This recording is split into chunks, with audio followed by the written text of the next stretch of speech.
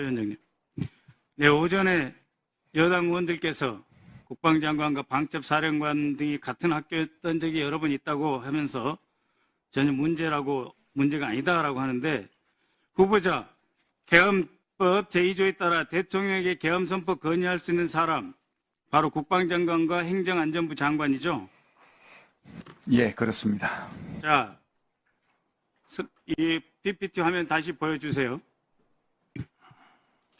여기 보시면 제가 하나의 알짜에 충암파로 이은 용연파로 지금 집대성되고 있다 말씀드렸는데 한번 보시죠.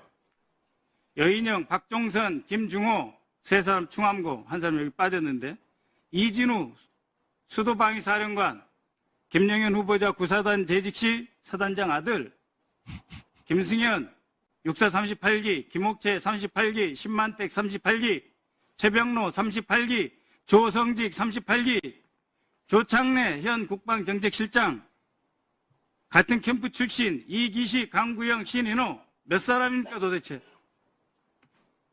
이 외에도 많아요. 그래서 충암파가 용연파로 확대 집대성 되었다라고 하는 것인데, 그것의 문제점은 바로 오전 김민석 의원이 지적했던 계엄과 연관이 있어서 강조해서 질문 드리는 겁니다. 다음 슬라이드. 자, 보십시오. 계엄 선포 시 지휘체계입니다. 지금 아까 그 행정안전부 장관, 이상민 행정안전부 장관, 충암고 국방장관 되시면 충암고 계엄사령관 누가 될지 모르나, 현재 여인영이 올라가면 충암고, 합수본부장 37이 올라가면 충암고, 그리고 지금 오늘 발표된 경호처장 유력지 되는 이충호 후보자의 후임 역시 충암고. 그래서 질문 드리는 거예요. 그 다음에 국방부 계엄 비상대책회의 구성 멤버 한번 보십시오. 다음 슬라이드요. 국방부 비상대책회의 참석자 기무사령관, 특전사령관, 수방사령관, 국방부 정책실장, 그리고 장관, 합참의장, 이 중에 합참의장이나 일부 사람 제외하고 최소한의 인원으로 편성하면 바로 충암파 중심으로 가는 겁니다. 이상민 장관 충암고죠. 윤석열 대통령 당연히 충암고이시고, 합동수사본부장을 맡을 방첩사령관 충암고, 경호처장 검토 중이라는 이충호 충암고, 다 충암고. 그리고 국방부 비상대책회의 핵심 구성원 그 세 사람, 기무사령관, 특전사령관, 수방사령관 8월 초에 처장께서 경호처 관저 만찬으로 부르셨죠. 그래서 제가 지적하는 거예요. 계엄과 관련해서 여당에서나 일부 대통령실에서 그것은 억측이다, 뭐 등등, 괴담이다, 뭐 등등 이런 표현들을 하는데, 사실 박근혜 정부 당시 계엄 문건에는 재적 과반수를 통과 안 되게 하기 위한 여러 가지 방안들이 있어요. 저 보면은 알지만은 국회 임시회의 소집해 재적 과반수 찬성으로 계엄 해제 가결을 시도할 것이다. 정확히 사항을 본 거죠. 현 국회는 여소야대 정국으로 의결 정족수 충족이 되기 때문에 계엄 해제가 가능하다. 그때 사항이나 지금 사항이 비슷하죠. 당정 협의를 통해 국회의원을 설득 및 계엄 해제권, 직권상정 원천 차단하고, 또 하나의 방안은 국회의원을 대상으로 현행범으로 몰아서 사법 처리로 의결 정적수 미달을 유도하겠다. 어떻게 유도하느냐? 계엄사령부가 계엄령을 선포하면 집회 시위 이런 지침을 내립니다.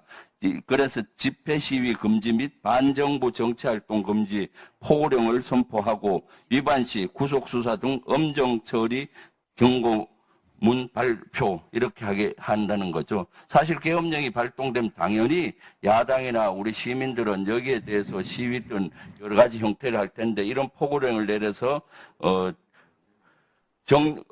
구속시키든가 구금시키든가 이러한 안들이 있기 때문에 사실은 여당에서 주장하는 과반수 찬성 가능한데 왜 그러냐. 계엄 정도 하려면 이 정도 각오하고 하겠죠. 사실은. 감옥 갈 각오를 해야 되는데 반면에 그러기 때문에 감옥 안 가려면 이 정도 각오를 해야 되는 거고 지금이 비상식적이죠.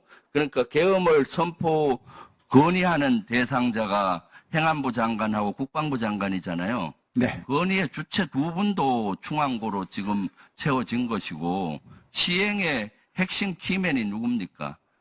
국방부 장관하고 계엄사령관하고 그다음에 합수본부장 아니겠습니까?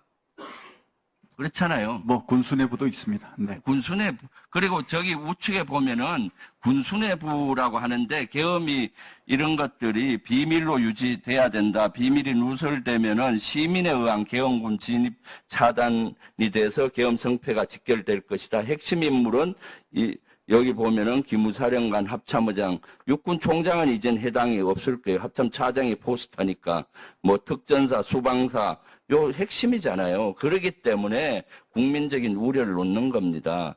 김용현 경호처장이 국방부 장관 임명되기 전에는 이런 의혹을 제기한 사람이 없어요. 제기한 당도 없고 지금 이런 것들이 건의의 주체, 실행의 주체 모두 다 특정고등학교 또는 근무를 같이 했던 연 이런 거기 때문에 국민은 우려하고 옛날에 이와 같은 사례들이 있었기 때문에 우려하는 겁니다. 그러면 이런 것들을 받아들여야지 이것이 무슨 선동이니 이렇게 단어를 쓰는 것은 부적절하죠. 최악의 경우를 대비해야 되는 것이 군이고 국회이기도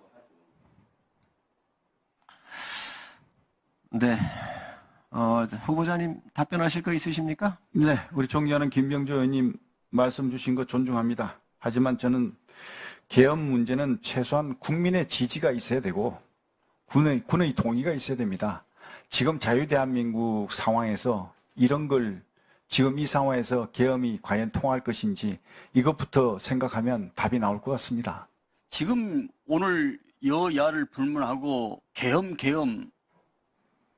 얘기가 계속 지금 나오고 있습니다. 그냥 흘러나온 얘기가 저는 아니라고 봅니다. 왜냐? 야당뿐만 아니라 여당에서도 의원님께서도 이렇게 말씀을 하고 계시고 이런 상황입니다. 근데 후보자께서 조금 전에 현재 대한민국 민주주의 수준과 여러 가지 경제적 수준을 봤을 때 세계적 위치를 봤을 때 이 계엄 문제는 시대에 맞지 않다라고 지금 조금 전에 말씀을 하셨어요. 근데 왜 그럼에도 이 엄중한 계엄 문제, 계엄 얘기가 계속 이렇게 흘러나온다고 생각하십니까? 존경하는 안기부 의원님 솔직하게 말씀드리면 저도 그게 이해가 안 갑니다. 저는 말이죠.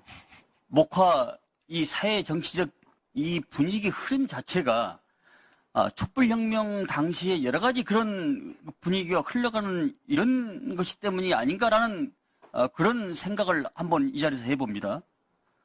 이 문제에 대해서 우리 장관 후보자께서 일수할 수 있는 이런 방안을 강구해 주시고 여기서 확실하게 좀 말씀해 주십시오. 예, 확실히 없습니다.